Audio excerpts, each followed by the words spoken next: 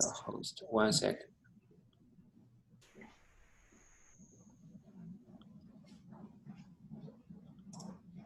Okay, then it should have started recording already. Sounds good. Okay. Good morning, everybody at AECT around the world. And participating casually or as full-time members of AECT. If you'd like to join AECT and come to the conference in Las Vegas, send a note to Juan Lee. No. He's in charge. Now, thanks, Juan Lee, for inviting us in. Mena Ju and I have been conducting a series of MOOC research studies. This expanded to a couple other additional members of this team. An alum of IST at Indiana University, Dr. Min-Young Du, has joined us and led this project on career development and professional development, as well as motivation of MOOC instructors. So the fourth member is soon to be Doctor, and we'll have Ying Wang come shortly from Hong Kong. She is a doctoral student of a former student of mine, Dr. Timothy Hu. So let me just say that this project's just been submitted for publication, maybe yesterday. So you all are getting a sneak peek at some data. So number one. Number two, we will start with trends, and I'll go through the trends of MOOCs and open education, particular MOOCs.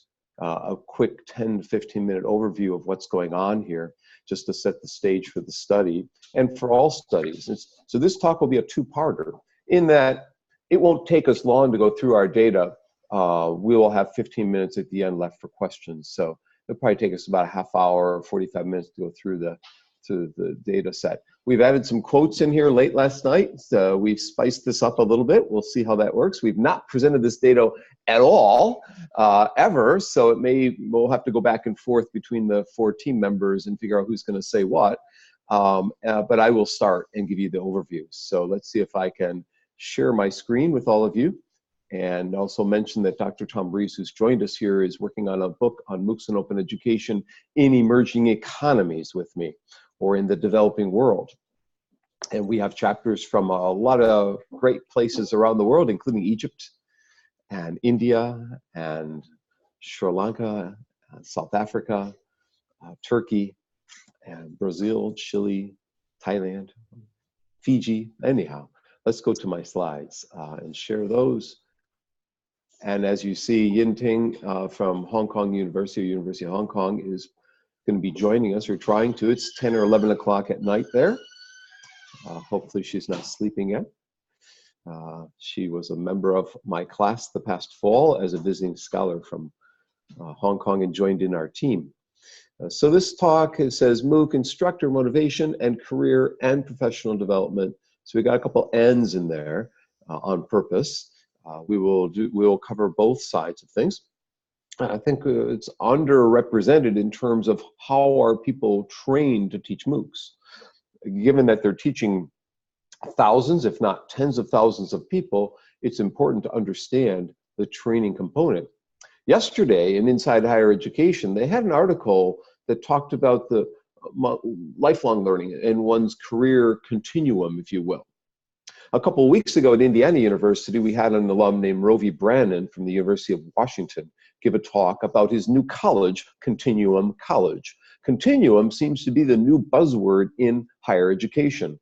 The fact that we get people from birth to late in life, we'll say, and the fact that half of the millennials born today will have a chance of living to 100 years old. It's important to think about not just formal education, but informal versions of education. Do I hear someone's audio trying to make a statement?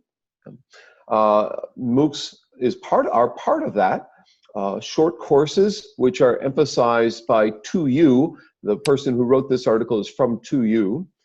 Then we have stacking courses into master's degrees, certificates into master's or undergraduate degrees, and then full-blown undergraduate degrees with different cost variables. I found this interesting to look at time it takes, cost factors, and certification in one chart. Anyhow, you can download this article. We will post my slides to trainingshare.com. Another article that was in Inside Higher Education a few weeks ago from my good friend Joshua Kim, who has a daily blog you should all read. He's a fascinating guy. And Joshua wrote about the book, and he writes about many books. He'll cover dozens and dozens of books every year. The guy's incredible. I don't know how he reads them all. I personally did get to Paul's bookstores yesterday and bought a bunch of books, as you can see. I like books too. The future is Asian, he says in the article. And it talks about the fact that of the people who will enroll in higher education, the hundreds of millions more, 180 million more by 2040, the majority are coming from Asia, South Asia, East Asia, Central Asia, or from the Middle East, or from Central Europe, or from the Sub-Saharan African region, not from North America. Only about 6 million of that increase is coming from North America. So that means, in effect, that Asian universities in particular, we knew this already, cannot build universities fast enough. If they built one a day for the next 22 years, they would still not have enough universities to satisfy the demand. That's why innovations such as certificates and these massive classes and blended learning and other things are offering opportunities that weren't there before. In fact, a week ago, Ray Schroeder, who has a chapter in our last MOOCs book, Ray has one of the greatest blogs in the world, in fact, many blogs every day, writes now for Inside Higher Ed. Ray is at the University of Illinois at Springfield, which wouldn't exist today without blended learning. He talked about the maturing MOOC and gives a nice historical perspective on MOOCs. He did one of the first MOOCs. It was a professional development MOOCs where he brought in panels of experts around the country, around the world maybe, to talk about changes in higher education around 2012. I think I participated in the last week of that MOOC, EduMOOC. Well, he talks about EduMOOC and Coursera and EDX and other things. I highly recommend you read some of these pieces in Inside Higher Ed or the Chronicle of Higher Ed or EdSurge. We will talk about MOOCs here, weird stuff on MOOCs, MOOCs trends, and then get to Min Young. Dr. Du will talk about motivation along with Mei-Na and Ying and myself. So who in here has taken a MOOC? Put in the chat window what the title of that MOOC was, or maybe a couple titles might be good for you to put in. And you might put a little star if you enjoyed it, or maybe some kind of negative sign if you didn't enjoy it. So we can get a sense if you're frustrated or enjoyed it, happy or frustrated. So my minions were happy, as you can see. But there's weird stuff going on. Not just that I'm waking up in Portland while it's still somewhat dark outside, as you can see behind me there.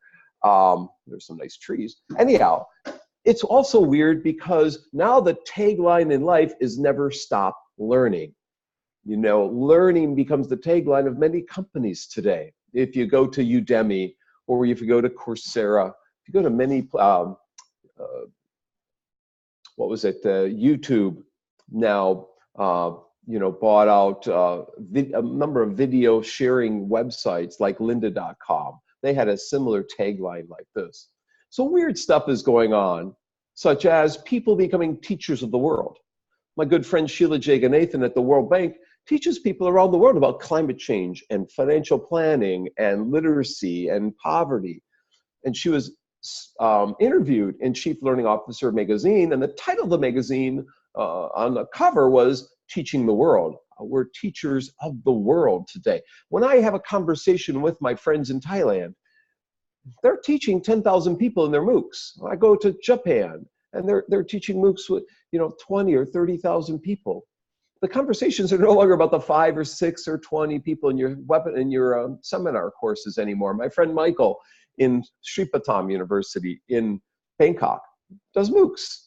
My friend To in Chiang Mai does MOOCs. I mean, it's a strange thing when your friends are teaching tens of thousands of people and making an influence, whether it's a K-MOOC from Korea or a J-MOOC from Japan or a Thai MOOC. I'm not sure if they call them T-MOOCs. But go to Class Central if you're interested in getting the data on all this.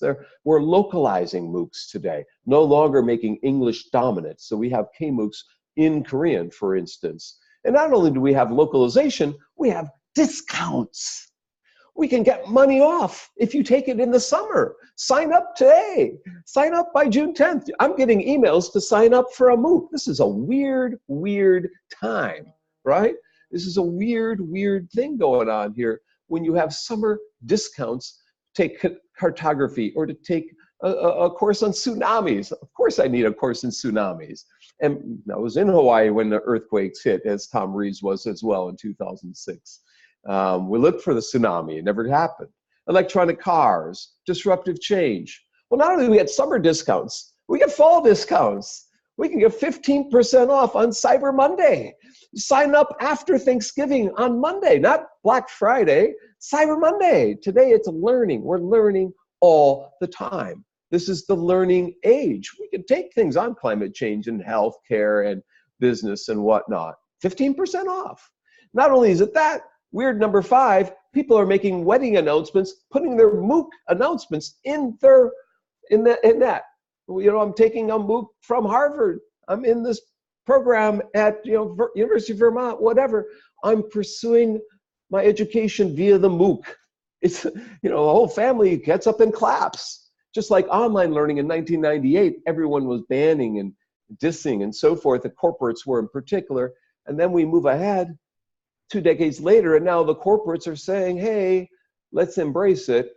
Let's credential it. Let's offer it as a retention tool, like Starbucks is giving free education to all their employees. Let's make it a recruitment tool, a retention tool. We're in the second wave where now the MOOC hype is coming back again for degrees, no longer courses. Well, we have courses, but no longer the focus on the courses. Now the hype is about what we can do with those courses, in particular, turning them into degrees or certificates or something like that. So accountants used to protest online learning. I was an accountant or a CPA. There was protests outside the Financial Accounting Standards Board offices in DC. Today, we have master's degrees from the University of Illinois via the MOOC. This is a new time. We not only have masters in accounting, we have cybersecurity, and data science, and computer science. 59 or 57% of data scientists are learning via the MOOC. This is a unique era to be living in today. Whether you're in Australia, whether you're in US, UK, wherever around the world, MOOCs are making an impact, from MicroMasters, small snippets, to getting a full-blown discounted with pricing charts. You might not be able to read this on your computer, but we've got pricing charts now on MOOCs. When Tom Rees and I did the earlier MOOCs book, it came out in 2015, there was a Georgia Tech MOOC that, near Tom in Athens there, that came out for like $7,000 instead of $60,000 face-to-face. That was one. Now look at the list. The list has exploded. So people can get their professional development via MOOCs, but are they getting professional development to teach the MOOC? That's the question of this research we're going to present here today. So they have, IT management, nursing, computer science, construction management, you name it. There are MOOCs like the Georgia Tech MOOC. I was over $6,600, not $7,000. They've cut $400 off. So, you've got all these possibilities to learn from Deakin University or Illinois or places in Paris. Now we have what's called, so weirdness number 10 is stackable degrees. 2 months ago or a month and a half ago in Inside Higher Ed, there was a guest blog post in Joshua Kim's blog, I believe, talking about stacking degrees. Because there's been a lot of negativity about MOOCs and MOOCs dying out, they talked about the advantages. People claim that MOOCs aren't innovative. They haven't changed higher education. They want to see a transformation within 6 years. Well, I think, and the authors here think, that the stacking of degrees, that getting part of your degree via the MOOC and then moving to campus or going to an online program or a blend, and then getting your master's or your certificate from that institution. So modular degrees, if you will. IBL News at the end of last year had a whole series of articles about MOOCs and open education that, again, I recommend you take a look at those. This is just one where they talk about this modularization or specializations within higher education. So the way Coursera is making money now is offering a specializations in Python programming or biomedical problem solving, or whatever. Teaching online is a specialization from Coursera. And some of the more popular courses today from Coursera is how do we learn? And you might take Barbara Oki's course teaching you how humans learn. Or if you're a data scientist like my son was doing here in Portland, learning via online courses like MOOCs, that's what data scientists do. They're getting nano degrees. As our friend Chuck Severance from Michigan is teaching Python programming to the world, teaching teachers in high school how to teach programming, he's now creating tracks for students. And he has a chapter in our last book talking about he meets students in cafes and lecture hall and in different hotel lobbies and so forth. So now we can get MicroMasters in designing, self-driving cars.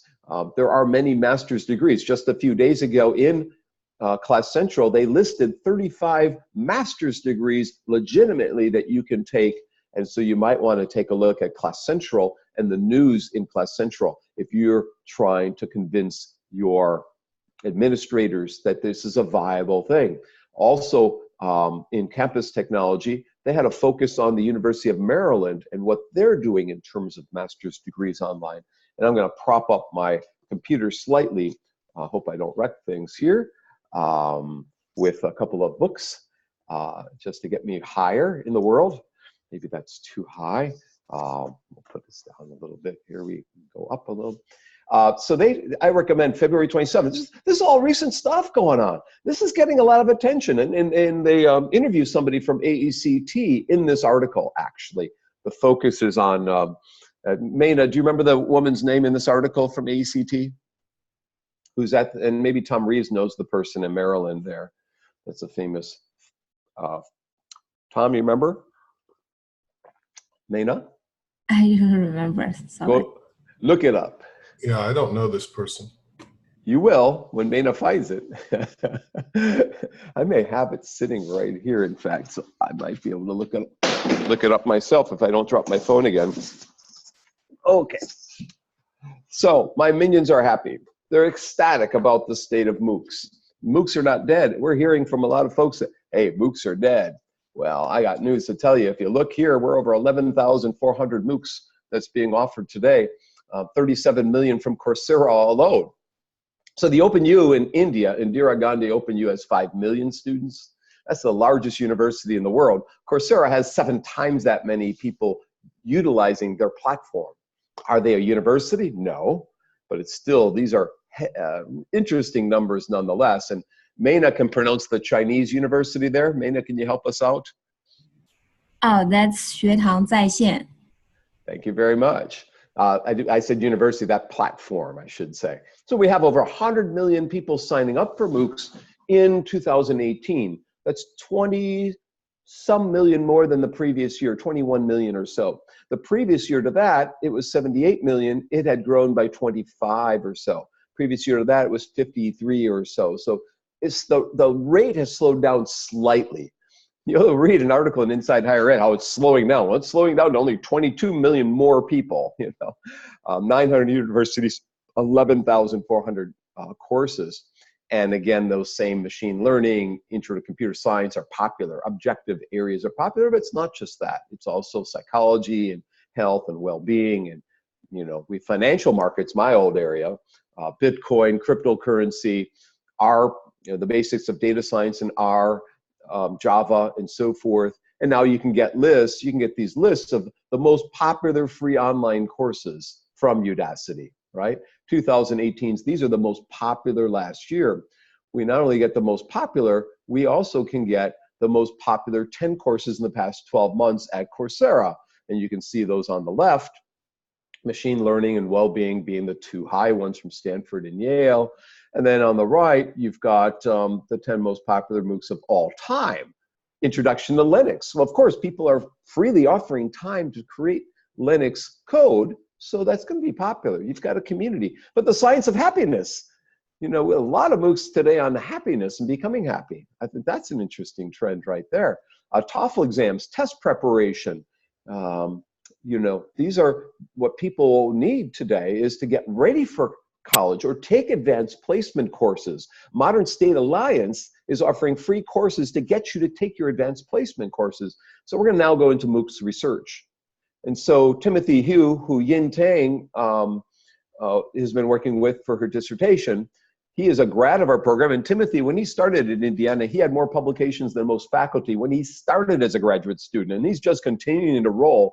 He's now done machine learning analysis of the reviews of MOOCs, of the talk at Course Talk, the ratings, and he found these are the 6 key factors to engage students that got them popular ratings, that got these MOOCs highly rated.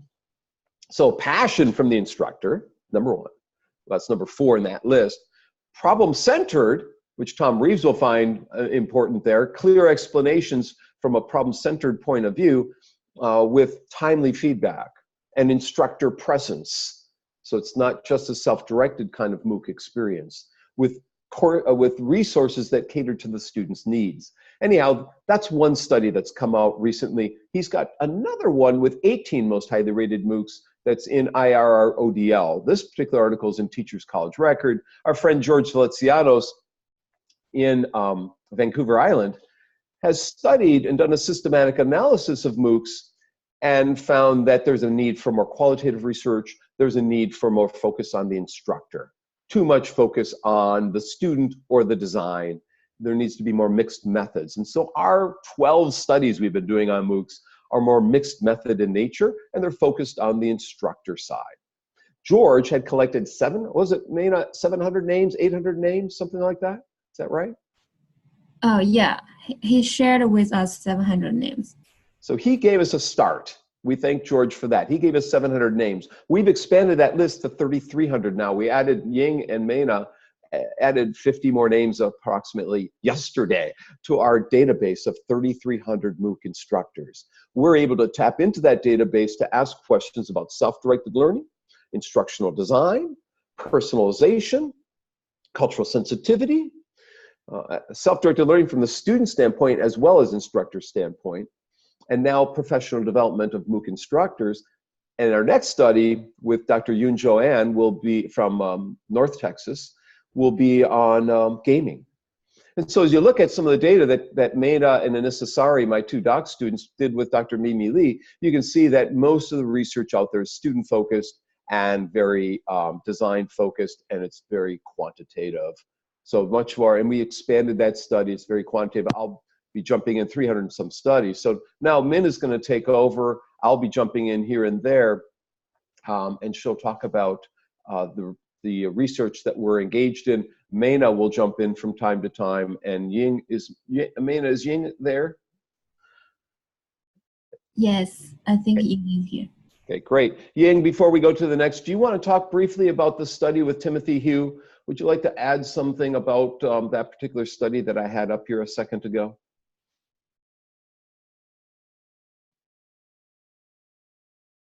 You can unmute your microphone. If you don't have, and I see there's a chat discussion here somewhere. I can't get the chat because I'm sharing my screen here. So Mena, do you want to, is there any comments there? No, thank you. Okay. Well, Min, can you take over? Okay, let me go ahead. Thank you. Okay, next page, please. Okay, so you see this is a format. Yes, and the online learners are key beneficiary of MOOCs, and most of research about MOOCs focused on learners, their experience, their motivation, and interaction and learning outcomes. But what about MOOC instructors? That was the start of our research. And so some MOOC instructors are here that are popular. Barbara Oakey's How to Learn MOOC on the upper right, Chuck Severance in the upper left, teaching Python programming, the introduction to the internet, and he has one called Programming for Everybody. And some of those MOOCs take between 20 and 40,000 people. His Python programming is top 10 in the world. So Jeffrey Young, who used to be in the Chronicle of Higher Ed, had an article in EdSurge talking about these blockbuster MOOCs.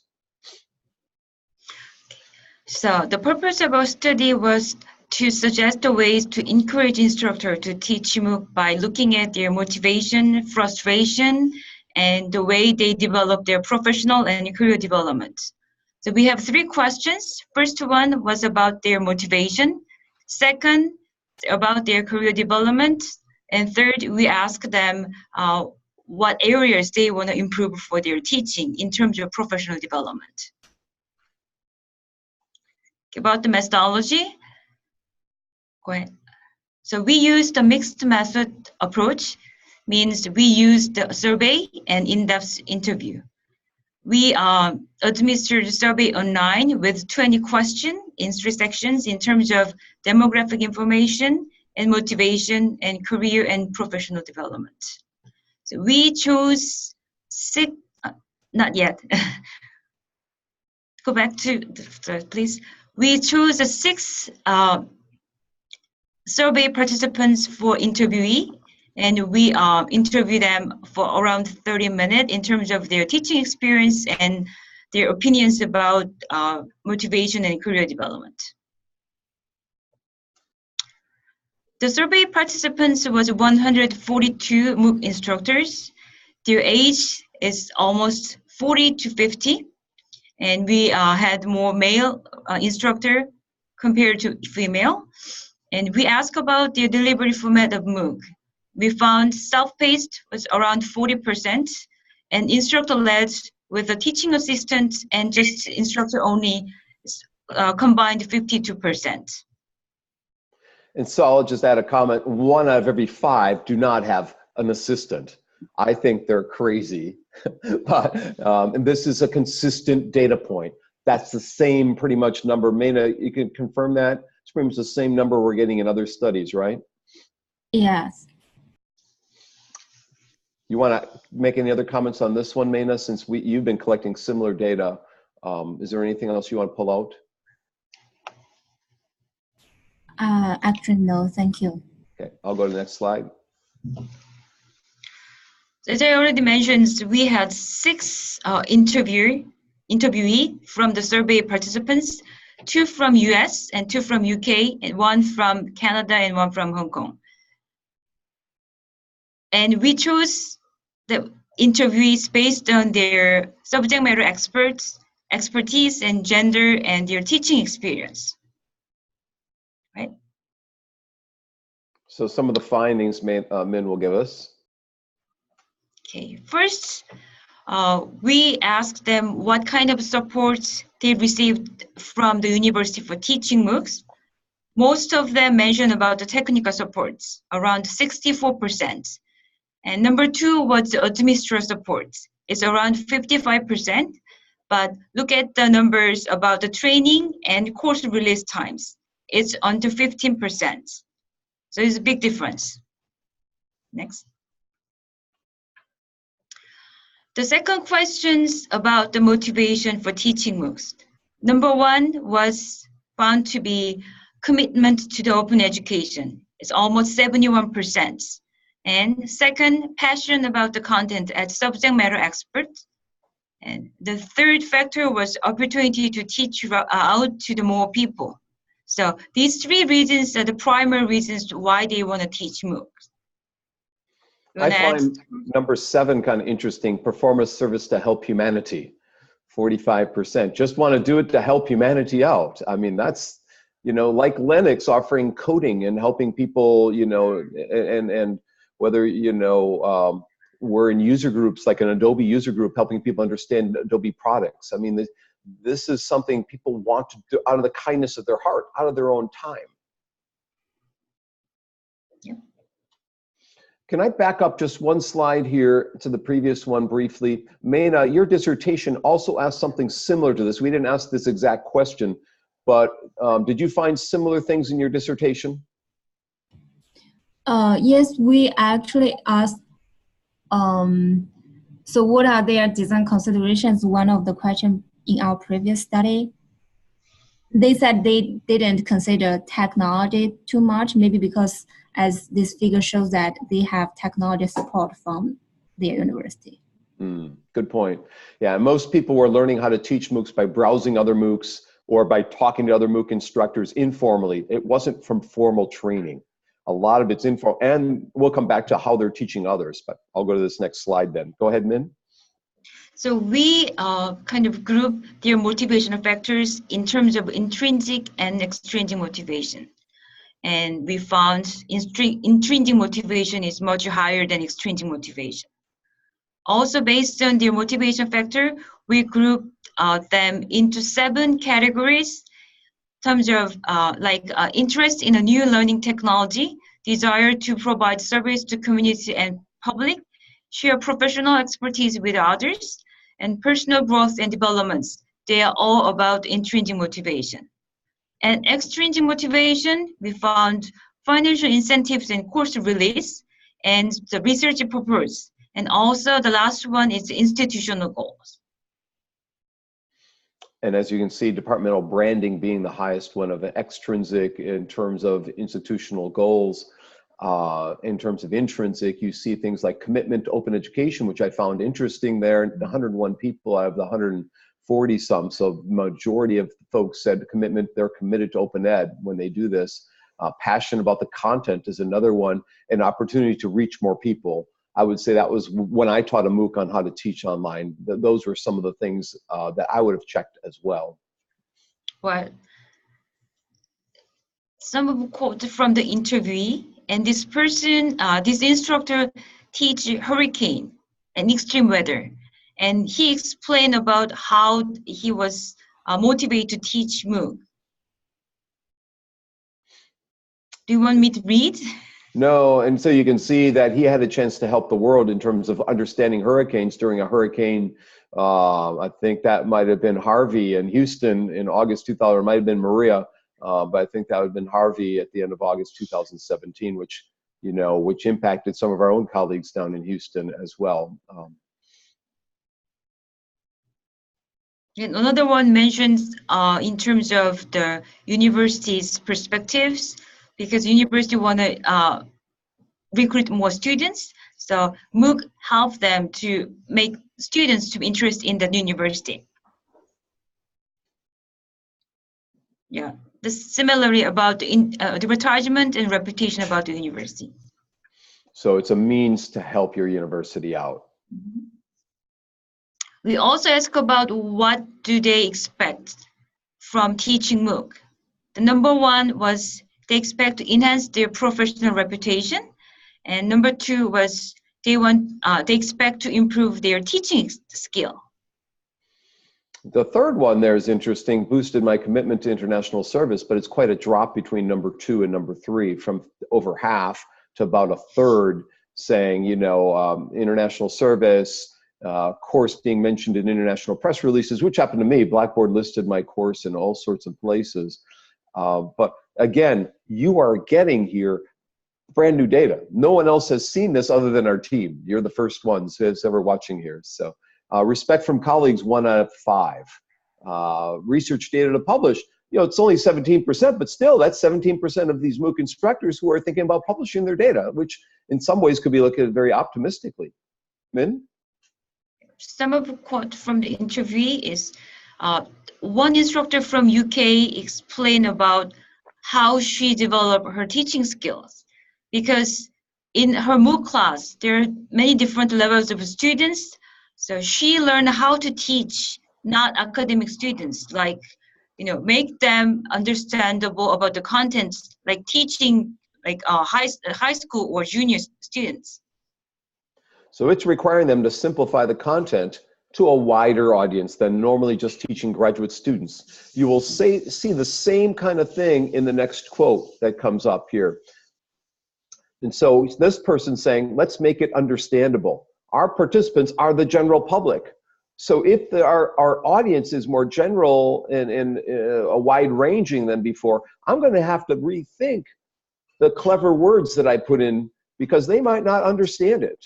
So I have not necessarily dumb it down, but make it available for a wider audience. Right, Min? It's true, yeah. Next quote? Yes. Go ahead, Min. And I think this instructor is also from UK, and he was identified as innovators in technology. And he mentioned that he took advantage from teaching MOOC for his promotion. So that was one way he understand, he expect the benefit from teaching MOOCs. This is an important point in that, are we respected? Do we benefit from teaching these gigantic courses? Now, Mena's dissertation, she interviewed 22 instructors about self-directed learning, and this came out a little bit, right, Mena? Do you want to add a comment about how the people you've been interviewing, how their career has been impacted? Did you see some of that in the interviews that you had? Promotions and stuff? I think they mentioned about teaching MOOC can help them improve their teaching abilities. I didn't notice too much about career development. That's a good point, that teaching a MOOC really help force one to refine their teaching skills, in particular, how to create documentaries or videos in short snippets, not long things. So how to condense things into short snippets. Min, I'm going to go to the next quote or the next slide for you. Okay, and we also asked them how they learn about how to create the MOOC. And most of them answered that they learn how to create the MOOC informally, like browse and attend other MOOCs, or receive training in MOOC platform. And some of them mentioned that there's no training, just they learn how to do it by themselves. You look at 9% at the bottom there, assigned a mentor or advisor, only 1 in 10 or 1 in 11. Attended webinars on MOOCs, 0. 0, right? Watch tutorials, about 1 in 5, 1 in 4. Mena, you had similar data in your dissertation study. Do you want to add anything to this?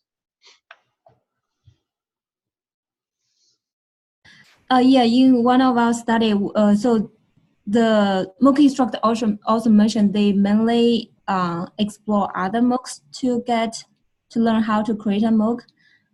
Few of them attend the conferences or webinars to get professional development on designing MOOCs. Thank you, Mena. Yeah. So that you look at that number 3, no training at all, 30%. So just let's twist your arm. We're going to assign you this MOOC, and we're not going to train you to do it. And here you're going to be standing or sitting or working with 20,000 or 10,000 or 100,000 people, no training. Now, there's something wrong with that. There's something definitely wrong with that notion. Are we using instructors then to just boost up our, reputations, and maybe to have them offer certificates and bring in capital, bring in money? Is it a financial thing? Are we being manipulated? Maybe that's another question we need to look at. I was arm twisted by Blackboard to do my MOOC in a kind way. Min, you want to go to number 5 here? Kurt, Tom has a question in the chat box. Yep, go ahead. Go ahead. What is the question? What conferences they attended to learn about MOOCs?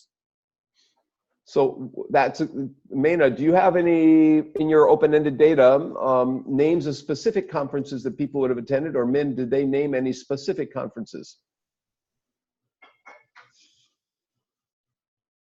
In my interview, I didn't specifically ask them. Maybe they generally go to conferences and go to some topic related to MOOC, but I'm not sure. Maybe Min asked us this specific question. Min, did you get anything? I remember one person mentioned about the conference by Coursera. Yeah. Good point. So we got user group conferences. Coursera has an annual conference. EDX has a conference. There used to be some conferences on the East Coast at Penn, at University of Pennsylvania, on MOOCs in the early days. But there also have been summits in Europe. As you know, Tom, there's a couple of European summits on MOOCs that had really thick proceedings. I was amazed at what was going on there. And of course, Tom, the fourth thing that they all could have done is they could have gone to our symposia at the eLearn conference that we've had on MOOCs and open education. So those are our couple. But is there one place they can go? So David Wiley has an annual conference. The 16th annual is coming up, called Open Education. It will be in Phoenix, October 30th to November 1st. It was in Niagara Falls last year, and it rotates. So Mena's on the board of that conference, so maybe she can make a plug for that. Second, there's an international open education conference, and the Eden European Network have sponsored events related to MOOCs as well. So there are there's one international open ed conference that was in Cape Town, South Africa, or coming up in Cape Town You can look for that. Then there's the US or North American based one, because it goes Canada and US.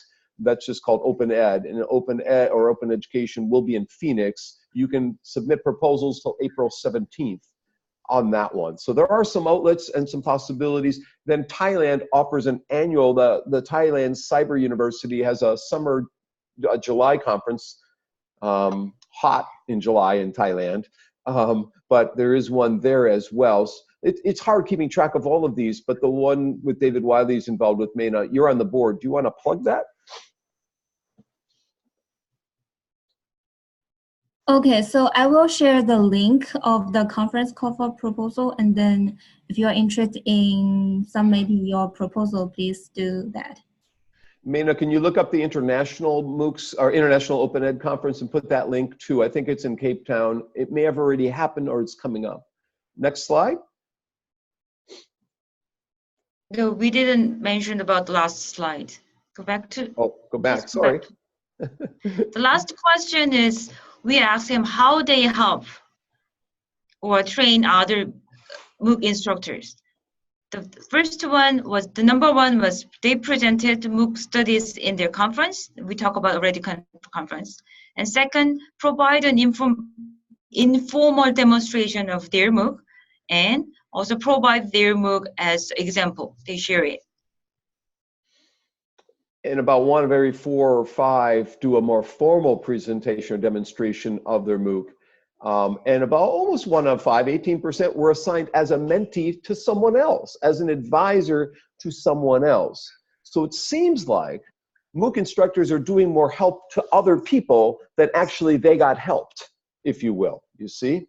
So it seems like they're doing what's that word for paying it forward. Even if they didn't get a lot of whatever support they got, they're taking that and doing more than that to help others and providing pedagogical training to others or examples.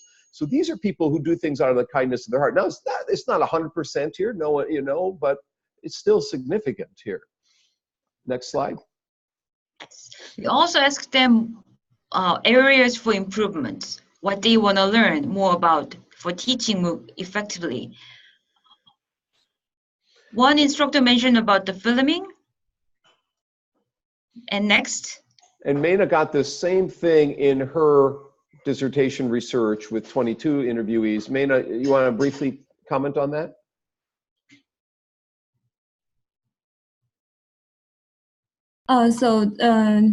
My interviewees also mentioned that they kind of try to make the course and videos more interesting and interactive, and then improve the quality of the videos and pictures. Okay, another instructor mentioned about the interesting activity for students' participation. They're really concerned about the interaction, involvement, engagement of students. So they want to have more interesting activities. So this is similar to what Mena found in hers. I read all her transcripts, and it's just fascinating reading. You know, 7 pages for each one of these interviews, or 6, 7, 8 pages, and they're all talking about engagement. They're all interested in pedagogy and how, you know, these videos are created or the activities are created. Next slide is on assessment, Min.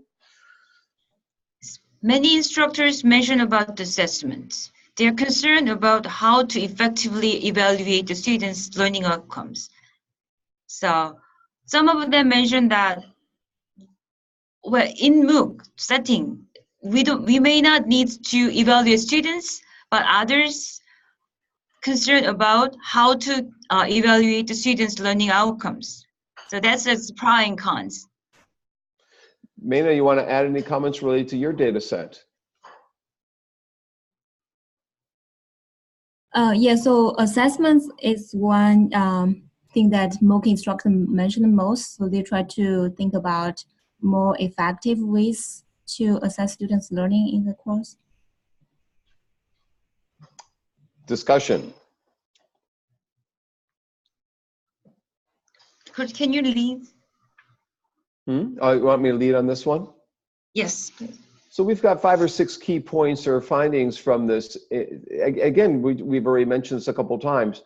while MOOC instructors are not getting formalistic training, they are seeking more informal kinds of training opportunities, whether it's from enrolling in someone else's MOOC and seeing how it's conducted, or contacting other MOOC instructors and seeing and getting advices from them, or just browsing the MOOC catalog in general and seeing the components of a MOOC. So it seems like the 21st century is an age of informal learning, and teaching a MOOC is a case in point. Some do get formalistic kinds of training. Maybe this will change over time. Maybe the formal side will increase. Maybe that's our role. Maybe people like myself and Mena and Min and Tom Rees and others, maybe we'll design, or maybe our next book will be about training of MOOC instructors. Maybe there's a gap here. Maybe there's a need for curriculum guides of some sort. Secondly, MOOC instructors were more driven by intrinsic needs than intrinsic kinds of needs, as you can see. The financial incentives, sure, and course releases and branding of my institution, sure, they're important. They weren't discounted, but more commented on, more highly rated were things like my personal growth, my passion, my helping humanity out. Min, do you want to add anything to that? As you already mentioned, many MOOC instructors teach because of their intrinsic motivation compared to extrinsic motivation. And interestingly enough, they're also concerned about institutional interests, like advertisement, reputation, and recruitment. So that's an interesting point to me. So next slide gets us into other areas. Here's 6 other areas. Min, do you want to start this one? I'll add to it. Okay. The MOOC instructor perceived the teaching MOOC as an effective way to network with the professionals who share their academic interests.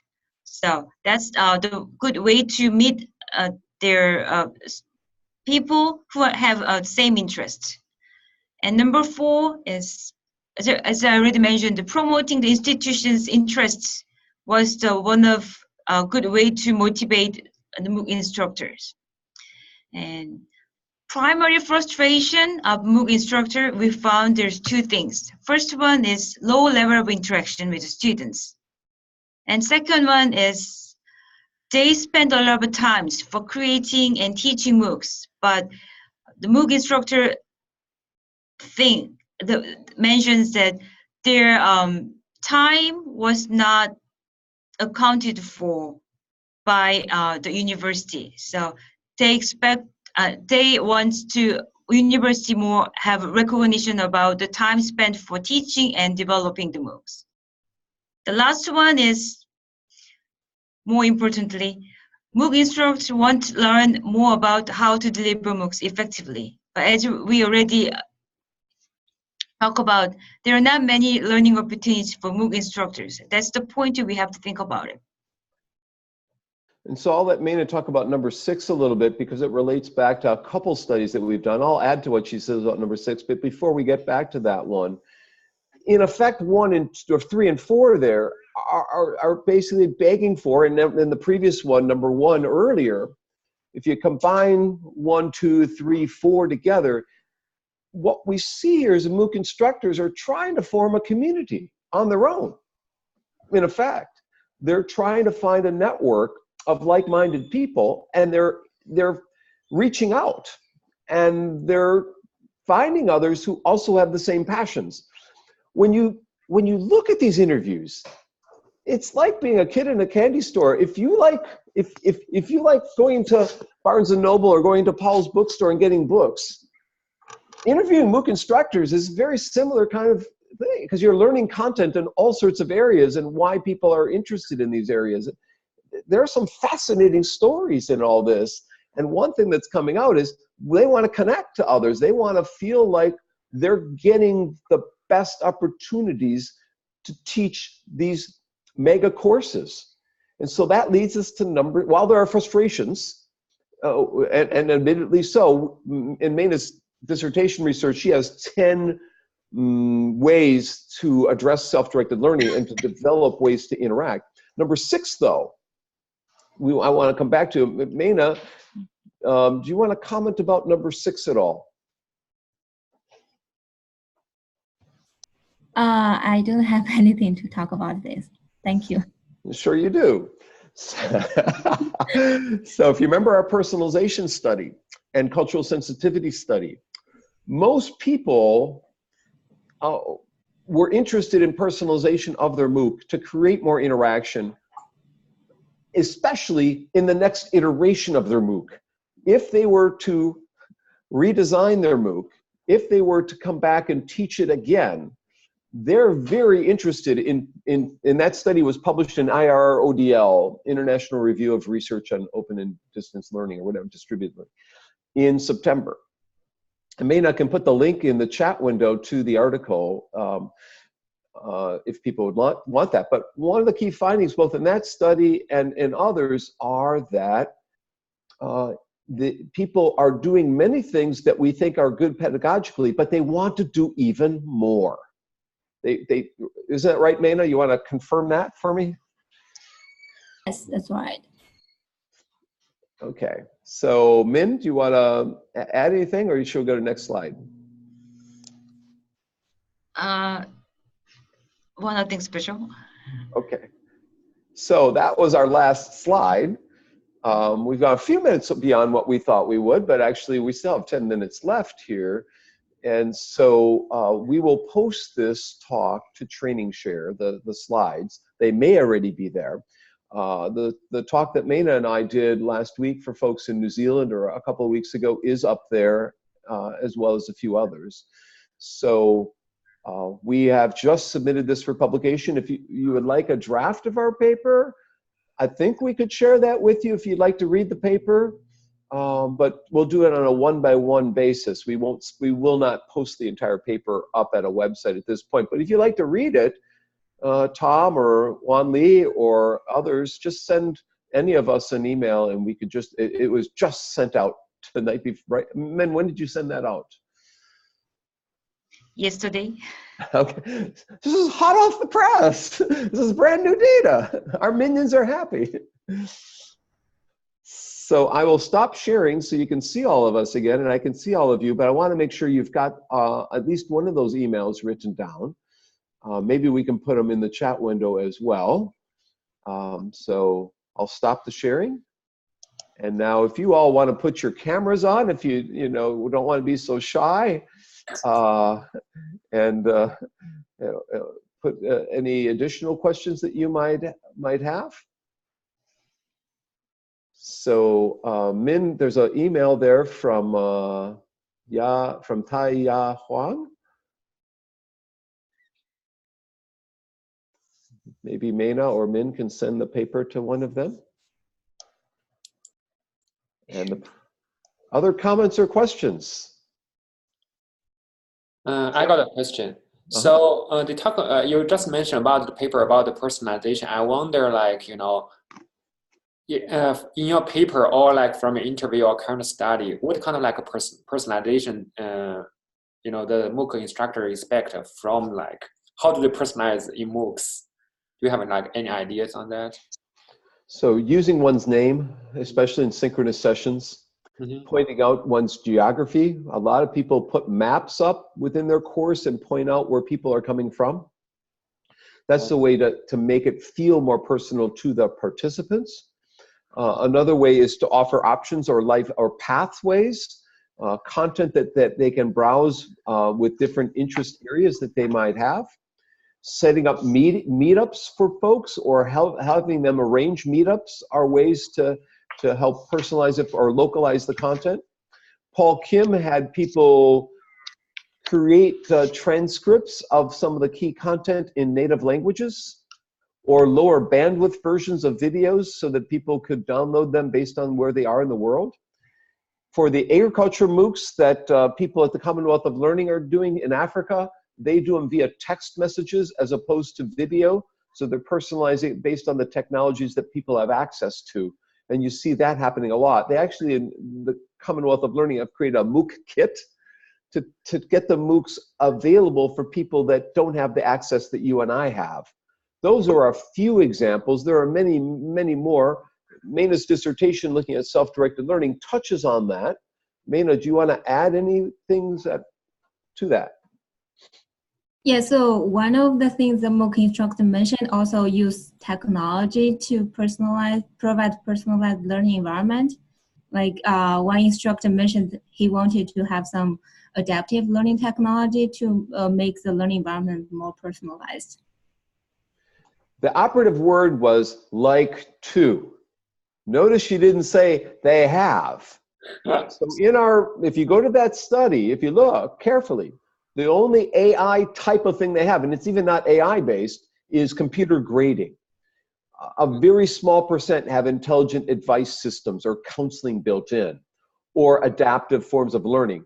I know your award-winning paper at AECT this past year, because I was the discussant of it, was about adaptive learning. And brilliant paper that you had. This is not, we hear it's the big thing today. It's not happening in MOOCs. AI is not in these MOOCs today, okay? A small percent. But it will only increase in terms of adaptive forms of learning. So technology is a hope. The rest of those things are in actuality what's being done. And there's much more than that. Yeah, like, after what you talk about, like personalization, I think they are very like, hands-on personalization strategies instead of like, like what I presented in my paper. It's like probably, hopefully in the near future, we can try to integrate some kind of like personalized tools into the MOOC platform. Do you have a computer science undergraduate degree or master's degree? A master. Okay, so there are computer scientist versions of personalization, which is computer-based adaptive learning AI. Then there are pedagogical interpretations of personalization, which were the examples that we gave. Educators are going to give the examples I gave. Computer scientists and AI engineers are going to give, and that's why we have a differentiation here in terms of what personalization means. And there are probably other variations and strands of what personalization means. And in our paper at the beginning, we point that out, that personalization means a wide variety of things. And so it's just like blended learning. It's hard for administrators to talk about blended learning to instructors because they talk about blended at the institutional level. Instructors talk about blending a class with a debate online or something like that. So the conversations are different with all these terms. I see. Tom Reeves, you want to add to that comment? We're running low on time here, and I'm sure you have a comment related to that. No, but this has been great. I really appreciate y'all doing this. I know we're out of time just about here, but thank you very much. Any final comments or questions or things of that nature from anyone? I have a quick one. I'm just wondering, this is great work, thank you. I'm just wondering, I see MOOCs aren't dead. I see it everywhere. I know it's going to transform into something even greater. Tell me, did you see anything in your conversations or your research that would guide us in talking to highly regulated education environments like K-12 and universities? The problem seems to be credentialism and all this stuff, the regulation. In what directions can we move or deregulate universities and colleges and industry training to open up more and to the development of MOOCs and the good practice with them? What do you suggest? Have you heard anything? What are the trends? The only politician in the US I've heard talk about MOOCs is Marco Rubio, of all people, actually, a Republican senator from Florida. Back when he was running for president, he had an educational agenda or platform. And Jeb Bush, actually, he was in Academic Partners organization out of Texas, which also is in the MOOCs area. So I've heard a little bit out of the Republican camp, actually more than I've heard out of the Democratic camp. So in terms of legislative changes that, structural changes that need to happen, we need leadership. Well, I'm thinking, yeah. So I did an early study of leadership in different countries. And what was interesting is that some countries actually had strategic plans for e-learning and where it's going. Korea in particular, the UK as well, but places like China, Taiwan, US, and other parts did not. The US was lagging behind what was going on in Singapore, Korea, and the UK. And so we see, but that's a 10-year-old study. We need an update to that now in this age of MOOCs have arrived. I'm not sure if that, if AECT could take a leadership role in that and doing something in that regard. I think it would make sense.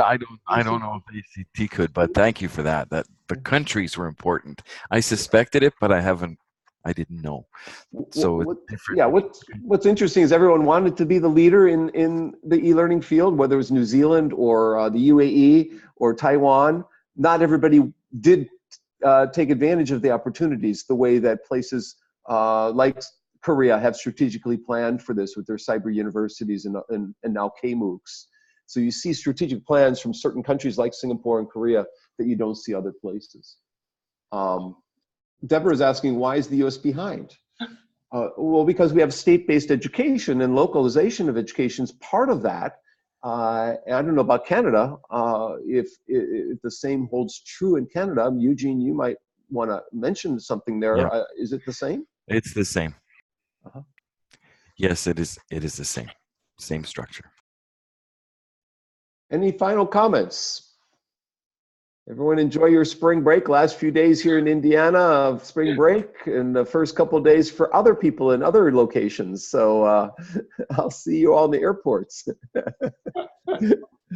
Wan Li, you want to make a final comment? Or Min, you didn't, this is your study. You want to say a parting words?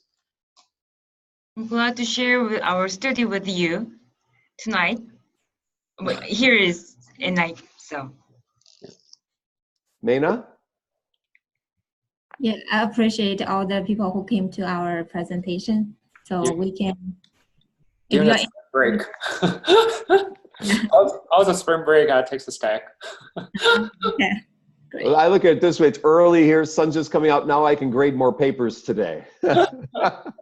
That's basically the way I'm looking at it. I can plow through some more instead of sleeping in. So thank you for inviting us in. Min, it's great to see you and hear you. Okay, thank you so much for the presenters, and this video will be archived and uploaded to AECT Vimeo. So if you want to take a further look, and also along with the slides. Thank you so much for your time. If you send us a link, we'll post it underneath the slides at Training Share. So send me the link. Thank you all. Thank you. Thank you, guys. Bye. Bye-bye.